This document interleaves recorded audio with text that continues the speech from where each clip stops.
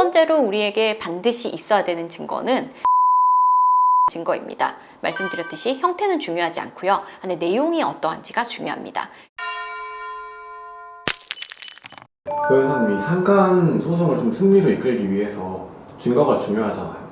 그럼 어떤 증거가 좀 중요할까요? 원고로서 한번 설명을 해드릴게요. 상간소송에서 우리가 승소하기 위해서는 크게 두 가지 증거가 필요해요. 한 가지는 부정행위 자체에 관한 증거가 되겠죠. 형태를 이거 돼요 저거 돼요 라고 물어보시는 분들이 많은데 형태에 대한 제한은 없다라고 생각하시는 게 맞아요. 어떤 형태가 됐든 내용이 중요합니다. 내용에 대해서는 좀 이따가 설명을 드릴게요. 그리고 또 하나 중요한 증거는 내 배우자가 유부녀 혹은 유부남이라는 사실을 피고가 인지하고 있어야 돼요. 이게 만약에 우리가 원래 되게 친한 사이다, 뭐 예를 들면 내 친구가 내 배우자와 뭐 그런 관계다 라고 하면 사실 입증하기가 좀 쉽겠죠. 그리고 배우자의 직장 동료다 라고 해도 입증하기가 쉬울 거예요. 근데 요즘에는 아예 뭐 두 사람 사이에 만날 일이 없는데 우연한 장소에서 만났다, 클럽에서 만났다, 헌팅을 해서 만났다, 아니면 어플을 통해서 만났다 라고 하면은 이게 증명을 하기가 좀 어려울 수 있거든요. 그럴 때는 이 증거를 어떻게 확보를 하느냐, 어떤 내용이 이 증거에 해당하느냐가 중요할 수가 있습니다. 의뢰인분들이 흔히 하시는 상간 증거 수집에 대한 오해가 있을 것 같아요. 이거는 안 되는데 뭔가 하셨다 이런 거 있으면 설명해 주시면 좋을 것 같아요. 여러분이 만약에 남편이 혹은 아내가 숙박업소에 출입을 했다, 숙박업소에 갔다고 피고와 부정행위가 될까요? 그건 아니죠. 그럼 어떻게 가야 돼요? 남편이 피고와 손을 잡고 들어가는 장면이 포착이 되거나 아니면 뭐 1초의 시간차를 두고 같이 나오고 들어가고 하는 장면이 포착이 돼야겠죠. 한마디로 거기에 숙박업소에 2시간 있었습니다 남편이요 이것만 해서는 안 되고 피고와 함께가 꼭 들어가야 된다는 얘기예요. 그리고 뭐 자주 연락을 했습니다. 통화 목록에 보니까 매일같이 전화를 하고 있습니다. 이렇게 주장하는 경우들도 있으세요. 그런데 그것도 안에 내용을 한번 살펴봐야 돼요. 통화를 많이 한다고 반드시 두 사람이 사귀느냐? 그거 아니에요. 만약 직장 동료예요. 같은 프로젝트를 하고 있어요. 그럼 통화가 이 사람만 많이 하는 게 아니고 다른 사람이랑 또 통화를 많이 해요. 혹은 이 사람이 통화한 시간 전후에 보니까 메일을 보내고 그 어떤 주제에 관해서 서로 이야기를 하고 있어요. 그리고 카톡 내용도 보니까 그런 주제에 관해서만 이야기를 하고 있어요. 그리고 이런 것들이 대부분 업무 시간에 한정이 돼요. 그렇다면 통화 목록상에 이제 통화 내역이 많다라는 것만으로 상간행위가 인정이 될까요? 그렇지 않다는 거예요. 상간행위로 인정이 될 만한 증거라는 건 이 두 사람이 내연관계예요 라는 사실을 그 증거만 보더라도 누구나 알 수 있겠다 싶은 것들이어야 합니다. 그게 증거가 많으면 많을수록 좋고, 그리고 만약에 좀 애매하다, 이게 명확하게 둘이서 뭐 좋아한다, 내연관계다, 사랑한다 이런 것까지는 아니지만 뭐 1, 2, 3, 4, 5, 6, 7, 8, 9, 10의 증거를 전체적으로 보면 그렇게 보인다 라고 할 수도 있는데, 그렇게를 하려고 하면 그 정황 증거는 직접 증거보다는 훨씬 양이 많아야 됩니다. 피고와의 관계성이 좀 입증이 돼야 돼요. 특정성인가요, 그게?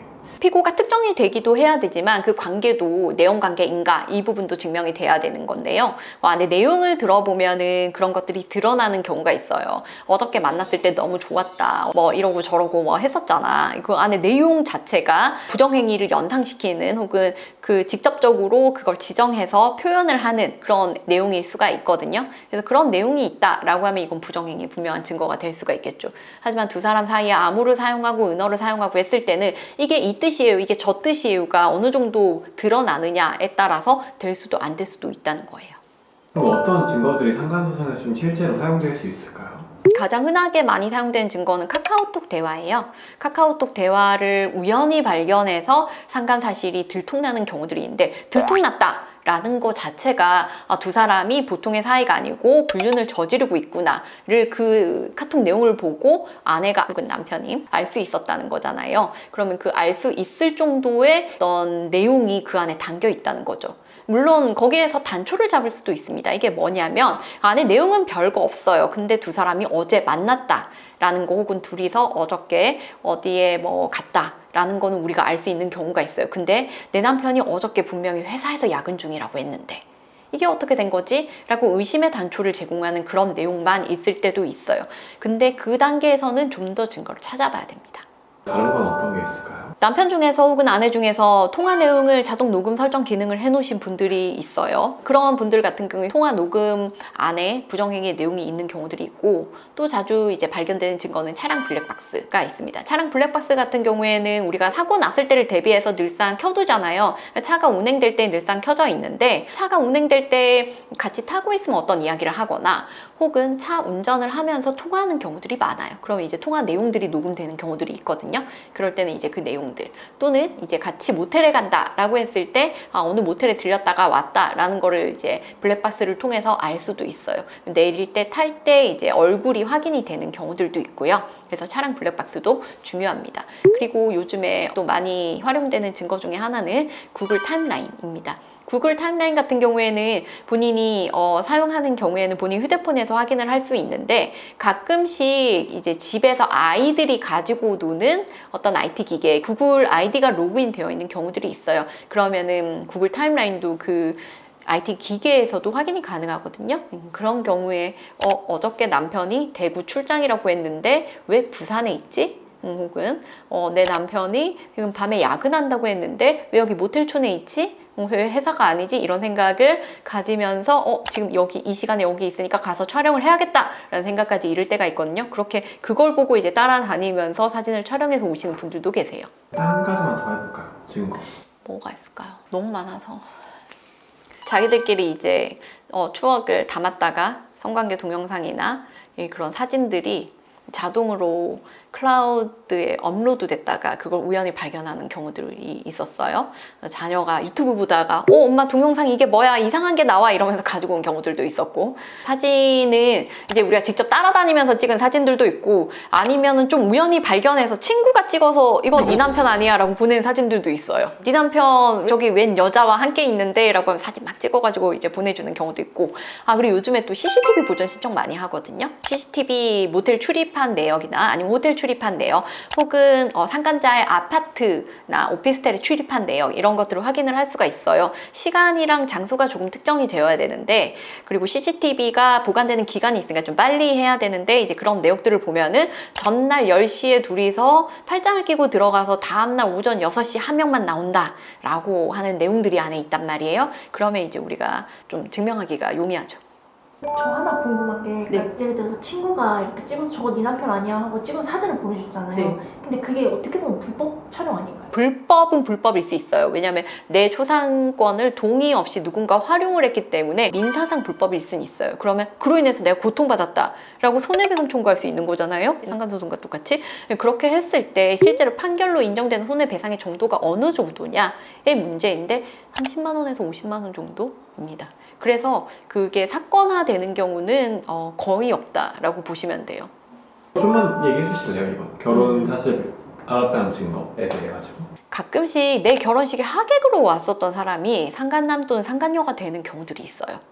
그러면 내가 혼인한 사실을 알았다라고 하면서 이제 증거자료를 제출하는 게 결혼사진이에요. 단체사진. 그런 경우에는 결혼사실을 알았다, 이 사람이 유부남, 유부녀임을 알았다라는 거를 증빙하기가 사실은 쉬워요. 그런데 이제 문제가 되는 거는 헌팅으로 만났을 때, 클럽에서 만났을 때 뭐 친구가 소개를 해줬는데 유부남인지 유부녀인지 이야기를 안 해줬을 때, 이럴 때가 문제가 된단 말이에요.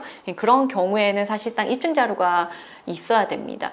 어떻게 입증을 할 수가 있냐? 부정행위 관련한 자료로 여러분이 모아놓으신 게 있을 거예요. 그럼 그 안에 보면은 집에 도착했어? 오케이, 알았어. 그럼 내일 연락할게. 이런 식으로 이제 뭔가 집에 도착하면 연락을 못 한다는 걸 전제로 이야기를 나누는 게 있고, 지금 왔다, 이제 그만할게. 이렇게 이야기를 하는 경우도 있고, 아이에 대해서 이야기를 하는 경우도 있고, 아내에 대해서 혹은 남편에 대해서 자연스럽게 이야기를 주고받는 경우들이 있어요. 그런 증거들을 함께 포착을 해야 된다는 거죠. 이런 증거들을 잘 수집했으면은 꼭 상간 소송이 아니라 뭔가 합의 같은 거를 노려봐도 괜찮겠네요. 맞아요. 예, 증거가 충분한 경우에는 합의를 하거나 소송을 하거나 선택을 할 수가 있고, 오히려 합의를 했을 때 판결로 받을 수 있는 돈보다 더 많은 배상액을 얻거나, 또는 우리가 판결만 받을 때는 좀 할 수 없는 것들, 예를 들면 지금 남편이랑 혹은 아내랑 같은 회사 다니시던데 퇴사를 해달라, 이런 것들을 요구를 하고 그걸 수용하면은 완전히 이 둘의 관계를 아예 물리적으로 분리시킬 수 있는 방법이잖아요. 그리고 내 마음은 훨씬 더 평안해지겠죠. 그렇게 진행을 할 수도 있습니다. 실제로 실제로 제가 했었던 어떤 사건 중에서는 저희 의뢰인이 상대방을 퇴사시킬 수 있다면 위자료 안 받아도 상관없어요 라고 이야기를 하신 분도 계셨어요. 실제로 그렇겠죠. 왜냐하면 우리가 예상할 수 있는 위자료 액수가 그렇게 거대하진 않단 말이에요. 그런데 이제 만약에 우리 남편이 계속해서 저 회사를 다니면은 저 여자랑 계속해서 만나고 뭐 이럴 거다라는 게 예상이 된다라고 하면 그 이익이 훨씬 더 클 수가 있는 거예요. 그 사례에 대해서 좀만 더 얘기해 주실 수 있나요? 그 사람이 지금 궁금해서 이건 우리 의뢰인이 증거가 확실한 이 케이스였어요. 이제 남편이 보관하고 있던 성관계 영상을 확인을 한 케이스였고 성관계 영상이 여러 개가 있었어요. 그리고 우리 의뢰인 같은 경우에는 우리 의뢰인의 남편과 상간녀가 같은 회사에 근무하고 있고 그리고 같은 프로젝트를 하고 있고 회사 내에서는 아주 친한 사이로 정평이 나 있는 사이였기 때문에 상간소송도 하고 싶지만 그 마음을 꾹 누르고 합의를 하고 싶었었던 마음이 더 컸어요. 그렇게 해서 합의를 통해서 우리 의뢰인을 얻고 싶었었던 건 두 사람이 완전한 분리였어요.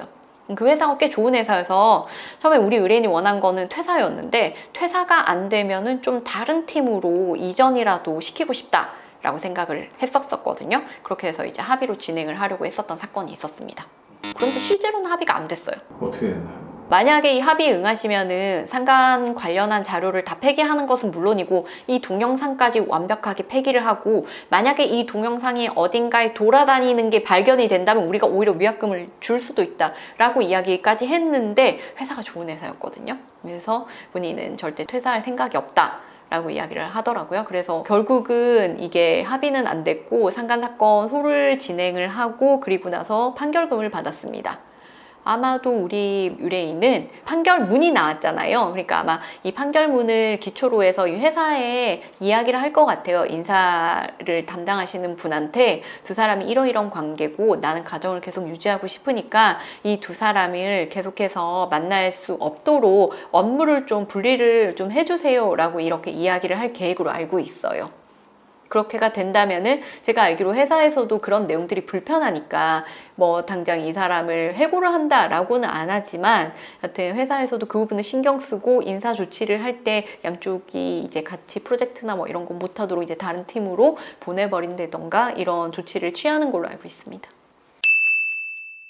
오늘은 원고의 입장에서 소송을 승소로 이끌기 위해서 필요한 증거 두 가지가 무엇인지에 관해서 설명을 드렸습니다. 첫 번째로 우리에게 반드시 있어야 되는 증거는 부정행위 자체에 대한 증거입니다. 말씀드렸듯이 형태는 중요하지 않고요. 안에 내용이 어떠한지가 중요합니다. 그리고 두 번째로 우리가 반드시 갖춰야 될 증거, 나의 배우자가 유부남 혹은 유부녀임을 상대방이 이미 알고 있었습니다. 라는 사실을 증빙할 수 있는 증거입니다. 오늘 제가 설명드린 이 증거에 대해서 여러분 잊지 말고 꼭 챙기시길 바랍니다. 감사합니다. 최영은 변호사였습니다.